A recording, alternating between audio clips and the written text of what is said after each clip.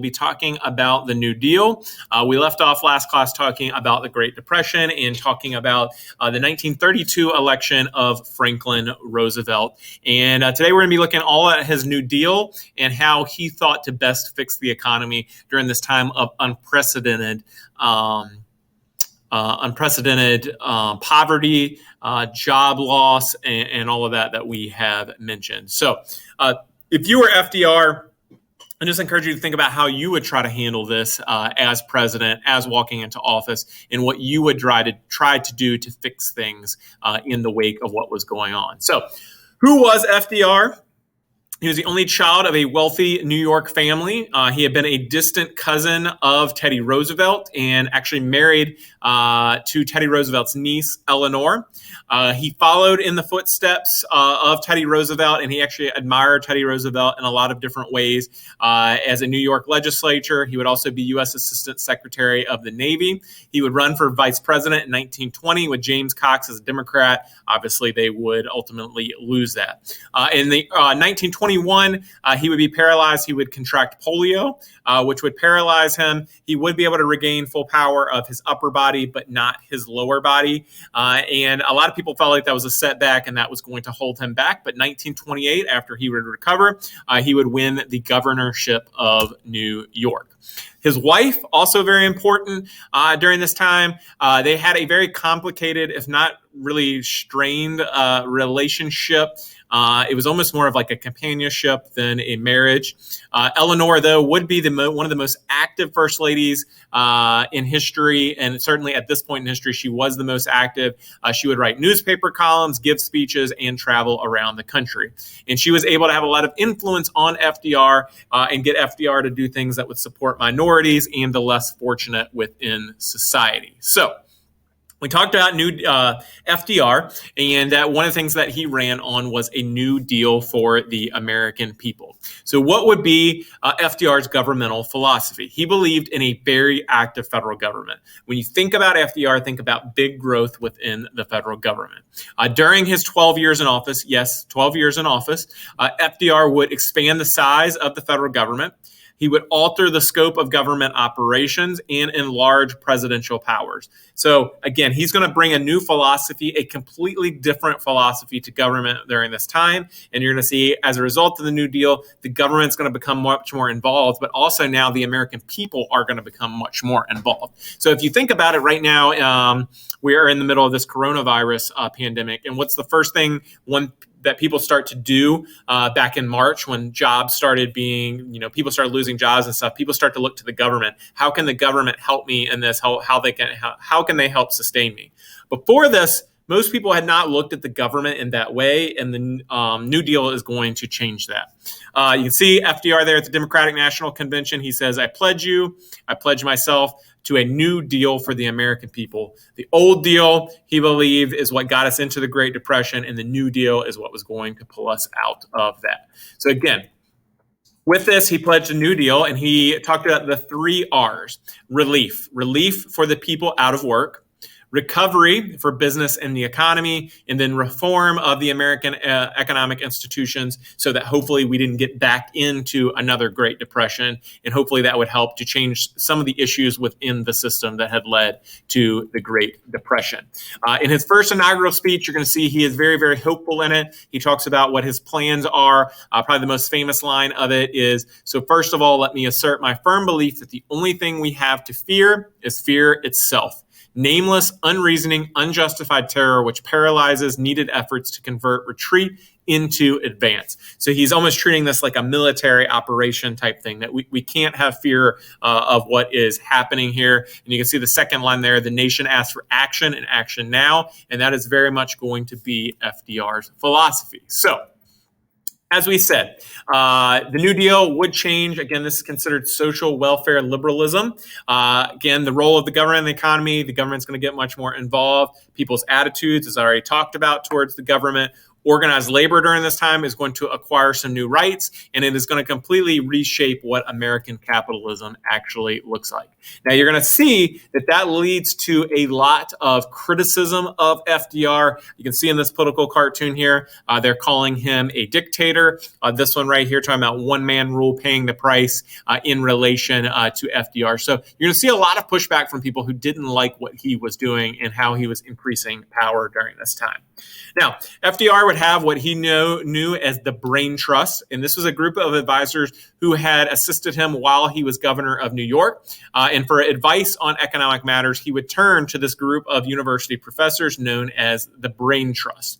FDR also, during his administration, I'm sure at the urging of Eleanor Roosevelt, would appoint to many high-level administrative positions African Americans, Catholic, Jews, and women. You'd have, for the first time in American history, a woman within the president's cabinet, Frances Perkins, who would be his Secretary of Labor. So you're going to see Roosevelt, he hits the ground running right after the inauguration day. So what does he do in his first 100 days? And this is what we have the beginning of what is known as the first New Deal. He calls Congress into a special 100-day long session. And Congress during this time, you're going to see they're going to basically pass every single law that FDR wants. And during these 100 days, they're going to enact more legislation than any single Congress had done in history. Another thing that he is going to do, he is going to implement a bank holiday, which basically he orders that every bank in the country close and that banks could reopen after allowing time for basically the government to make sure that that bank was sustainable. So if that bank wasn't sustainable, that bank was not going to reopen. Again, this was a scene to stop the hemorrhaging that was happening with all the different banks closing. Also, you're going to see the end of what was called the Noble Experiment. The end of Prohibition had been a big part of the Democratic Party platform in 1932. The government, though, in some ways it was very expensive to enforce Prohibition. They spent $40 million annually to enforce it. And it was claimed by anti-Prohibition groups that $11 billion was lost in government revenue from 1920 to 1931 due to Prohibition. And we talked about before with Prohibition how it did lead to a big rise within organized crime during this time. So you're going to see, because of that, the idea that revenue could be gained from the sales of alcohol. And again, that's going to be something you're going to see today with people who advocate the legalization of marijuana. They're going to use the same line that that can be taxed and the government can make money off of it. So FDR gets in there. You're going to have the Beer Wine Revenue Act passed, which legalizes the sale of beer and wine. And of course, since Prohibition had been an amendment, the only way to get rid of an amendment is to create another amendment. So you'd have the 21st Amendment passed December 5th, 1933, which officially ends Prohibition and the Noble Experiment is over. I've always liked this picture here of the people marching with the signs that we want beer. I think about all the protesting that's happened today. It's a little bit more of a lighthearted protest right there. The fireside chats. We mentioned this with the 1920s, but you'll see on March 12th, 1933, FDR would do his first, what was known as a fireside chat. Again, they're called fireside chats because people would listen to them on the radio and kind of have this vision that, FDR is kind of just sitting by the fireplace talking directly to the American people. And a lot of people liked it. It brought them comfort in this time. And they felt like the FDR was really trying to do something to help the American people. And that's why you'll see he was such a beloved character, is because people did believe that he was doing the best that he could and he was trying to help out the American people. Also in these chats, he would go into a lot of detail explaining the things he was doing and why he was doing them.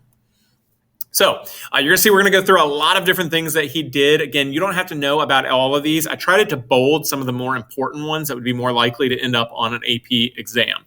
So he would do financial recovery and reform a lot of different ways. The big one here is the Glass-Steagall Act, which increased the regulation of banks and created the FDIC to guarantee bank deposits. Carter Glass, who is from here in Lynchburg, actually, if you go to Liberty University on their campus is where his house is. It's now used as offices for LU, but that's where his house is. The FDIC, again, remember, one of the big issues, we talked about how so many people had lost their savings accounts. So this created the FDIC, which basically is government-backed insurance for banks. So if you go to a bank today, you will see an FDIC sticker or plaque up there somewhere. And I think today the limit is $250,000 that is insured in that bank. So if that bank were to go belly up, you will get that $250,000 back from the government. At least you're supposed to, in theory. This was a way to increase people's confidence in the banks and get people using the banks again.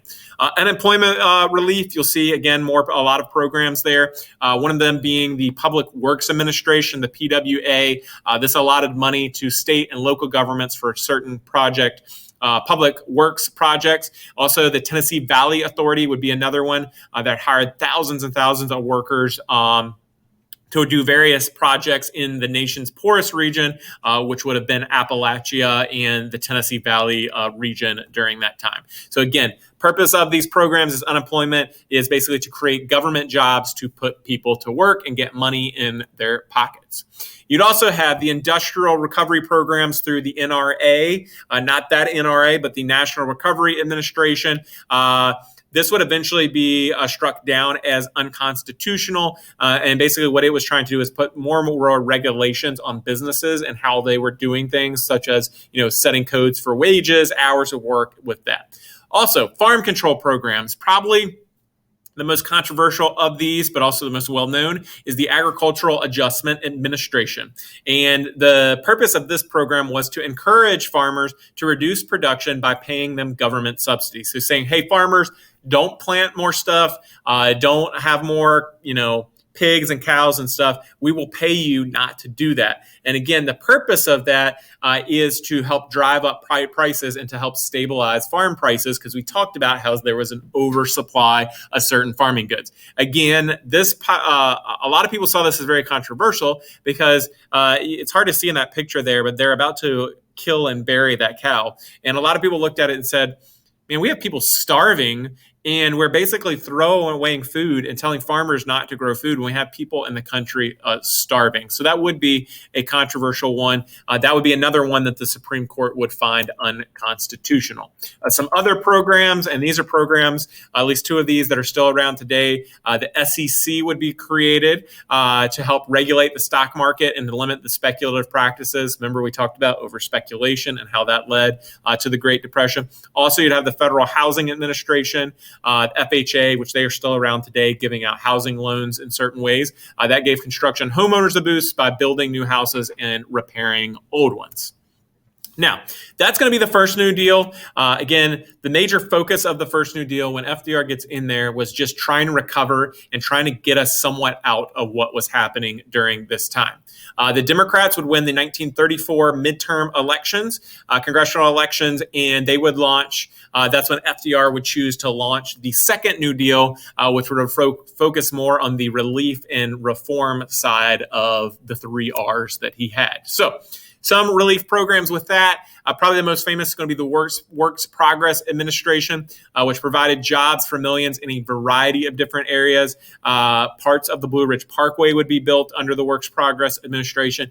They would also pay photographers, painters, artists, all kinds of different areas that they were doing where they were putting people to work. And that's why you'll see a lot of times a lot of pictures from the Great Depression or public domain, because they were taken through the Works Progress Administration. So they are the property of the U.S. government, making them basically public domain. And you'll still actually see sometimes these WPA plaques up. If you look at some older buildings that were built around the time of the Great Depression, you might see one of these markers on them.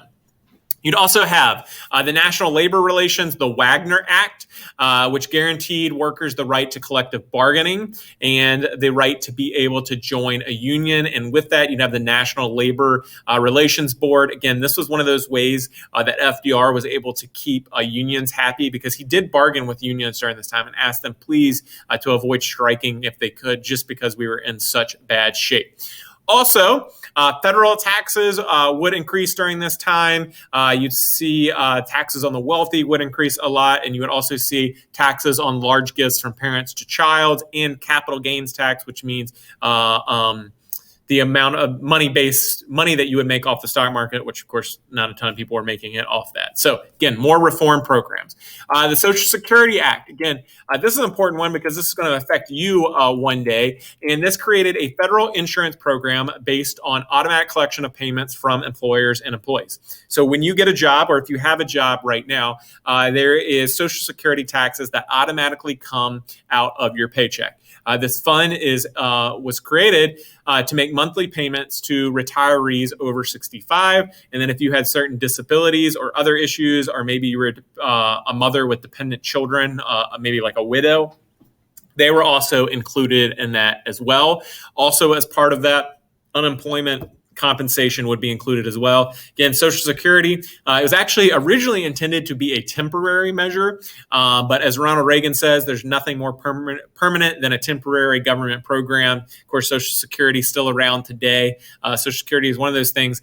You didn't hear much about it in the election this time, but you would generally hear about that in elections, about how Social Security is in danger of running out of money because today you have so many baby boomers retiring, and that's the concern, is that we won't be able to continue funding it. But yeah, the Social Security Act would come out during this time. Now we get to 1936. This would be FDR's first re-election, and obviously you can see on the map there, he would be reelected in a very, very big way. And with this election, though, you're going to see the creation of what it becomes known as the New Deal, or the Democratic Coalition, or the New Deal Coalition, all of those. And you're going to see a lot of people that would have previously voted maybe Republican or might have voted, different ways. They start to lean towards the Democratic Party. Of course, the Solid South, that had constantly gone Democratic since before the Civil War. But you see white ethnic groups in cities, Midwestern farmers, labor unions, liberals, and African Americans. That'll be the big shift, is African Americans starting to make the move towards the Democratic Party. Again, a lot of people saw it because they saw what FDR was doing and felt like that he was trying to help the American people. And that's why you're going to see such a big wave of people move to the Democratic Party. And you will see, I don't know. I know, like my grandfather, who was a farmer, he was born in 1932. His family, basically like worshipped FDR. And to my grandfather, to his deathbed, he loved FDR and the Democratic Party because of the Great Depression and what they did to try to help out farmers. And you'll see that oftentimes in the South, these old Southern Democrats, who a lot of them came out of this New Deal coalition. So, now, not everybody was a fan of the New Deal. I've kind of mentioned that. Socialists and extreme liberals, they criticized the New Deal for doing too much for businesses. This had been a criticism of Hoover as well. People said, you're helping out businesses a lot, but what about the normal average American person? Conservatives did not like it because they said it's going way out of control with the federal government having way too much power, and that some programs bordered on socialism and communism. Business leaders and conservative Democrats were among those groups that felt like that the New Deal was going way too far. And now I've mentioned a couple programs that FDR had that actually the Supreme Court would find unconstitutional.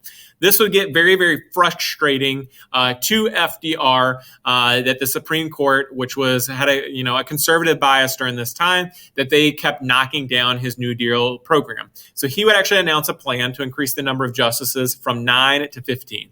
Now you're going to see this is going to be one of those big strikeouts that FDR has. The plan is immediately going to be criticized by pretty much everybody who understood what his real intentions were to create a court favorable to his policies. You're going to see he gets not only criticism from Republicans, but also Democrats as well.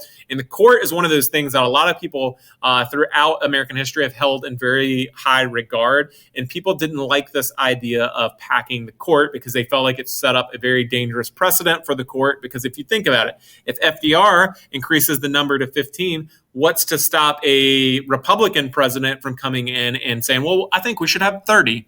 And people did not like that idea. They didn't like the idea of a politicization of the Supreme Court. Now, this plan eventually does become unnecessary, as you're going to see a couple of justices start voting a little bit more liberally, and also you're going to have a couple of justices retire. But this is one of those examples of FDR really striking out with this policy. And again, it's going to lead to more of his enemies saying, like, hey, he's acting like a dictator during this time, and the things that he is doing is very, very dangerous. Now, with that, some people are going to claim what they call the imperial presidency, which is the idea that the presidency was uncontrollable and exceeded constitutional limits. Again, during his time, some of the things that people accused him of overreaching on would be, the New Deal programs, the brain trust advisors that he had, which weren't a group officially that had been approved by the Senate, the creation of the executive office of the president, and also the growth of the federal government. So you will see that there is criticism of FDR for acting like a king, which is where the name, the imperial presidency, come from. And I think this is something that you see majorly in the presidency today. Really kind of FDR really got the ball rolling in a big way towards the power of the president growing. You will see during this time as well the rise of labor unions. I mentioned, again, FDR working with the labor unions. The Congress of Industrial Organizations formed out of the old AFL, and they supported union membership for all workers, regardless of race or sex.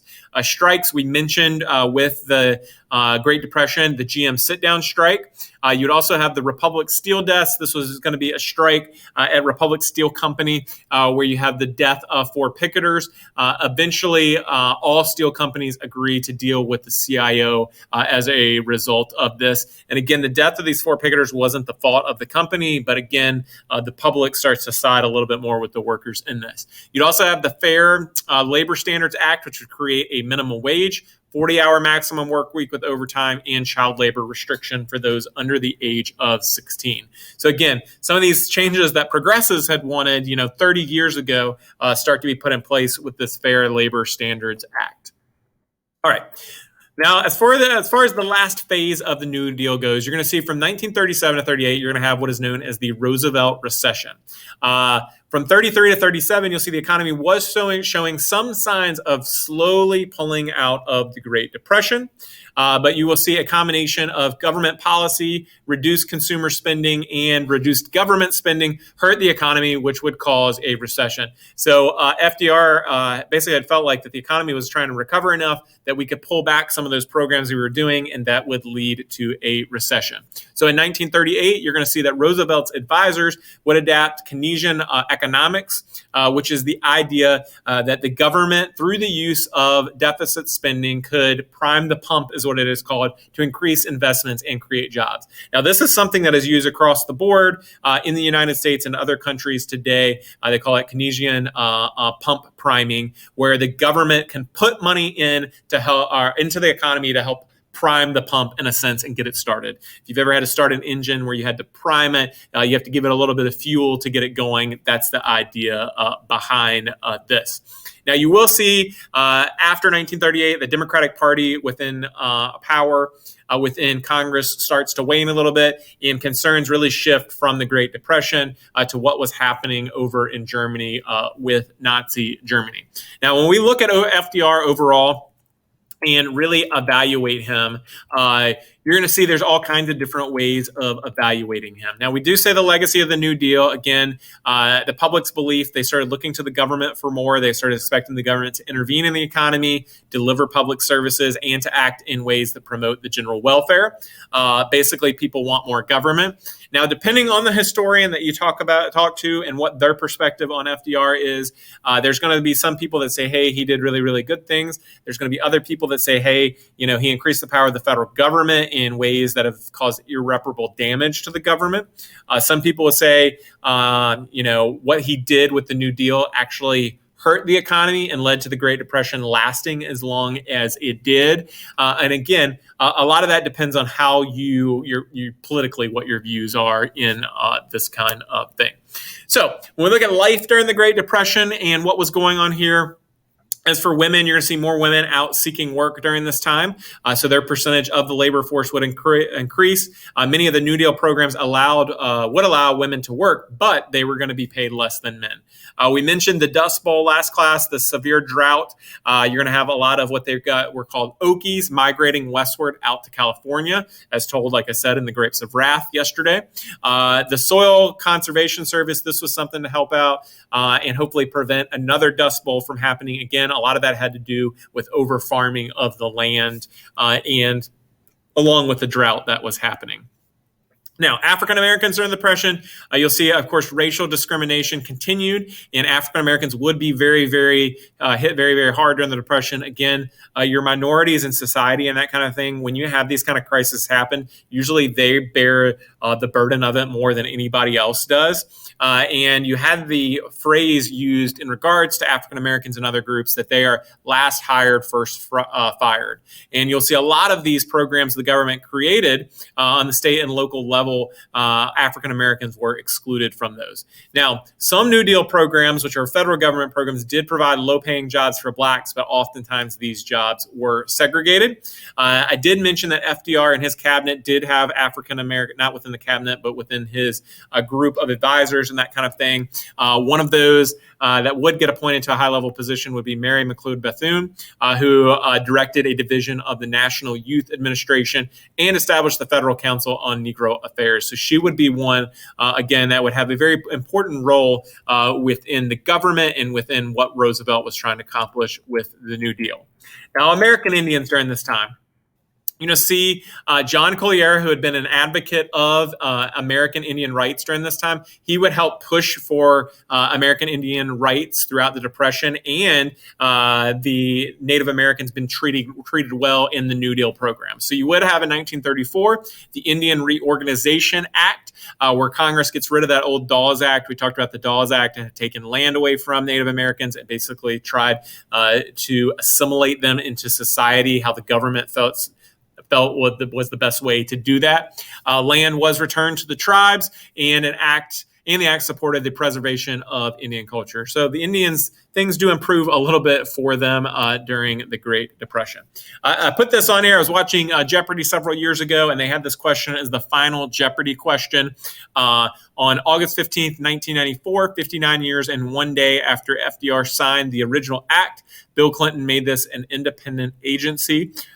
Give you a second to think about the answer, and the answer is the Social Security Administration, which we had talked about there before. So, again, the New Deal, and really when we are evaluating the New Deal and the New Deal programs, the big thing that the New Deal did was gave people hope.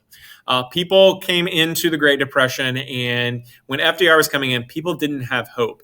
And really, I think that is FDR's probably biggest accomplishment, is giving people a hope in a time when things were really, really bad. And that's why so many people admired him in such a big way. And that's why he was able to win the presidency 4 times. It's because people felt like that he was really, really trying to do something. Now, again, like I said, based on your political views, based on your view of history, you can evaluate all of his other programs with that. But really, the big thing with FDR is that he did give hope. Now, the thing that really is going to pull us out of the Great Depression is going to be the increase in spending, wartime spending that's going to happen as a result of World War II. But really, the big thing with FDR is that he gave people hope at a time when they really needed hope, and they needed something. Basically needed somebody to come alongside and say, hey, it's going to be okay, and we are going to get through this. So I hope that you have a great day. And like FDR said, you have nothing to fear but fear itself.